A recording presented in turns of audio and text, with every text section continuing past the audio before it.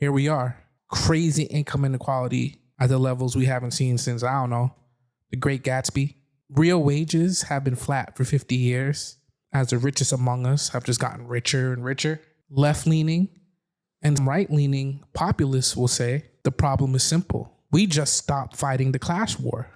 We just need to concentrate on the workers versus the owners. And if we win that war, all these problems will be solved. There's a giant blind spot in this argument. It assumes that class and race are separate variables, and they're not. They never were.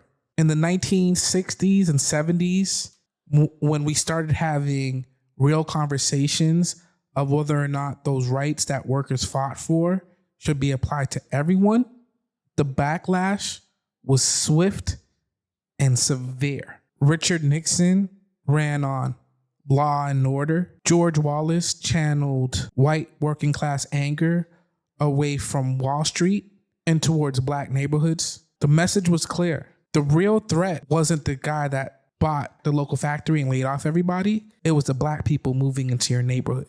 Oh, and let's not forget Ronald Reagan and the myth of the welfare queen.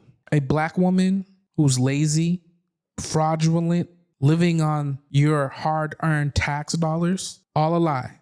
A deliberate, researched, focus group lie designed to make white working class people see the social safety net as something white people used, but black people exploited. And it worked spectacularly.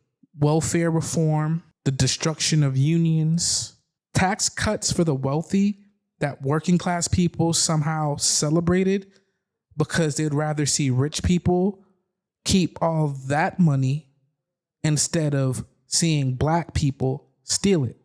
Willie Horton, crack babies, immigrants taking your jobs, gang members, anchor babies, terrorists hiding among refugees, Haitians eating cats and dogs, all lies, all completely fabricated. And it didn't matter because the function of the lie wasn't information.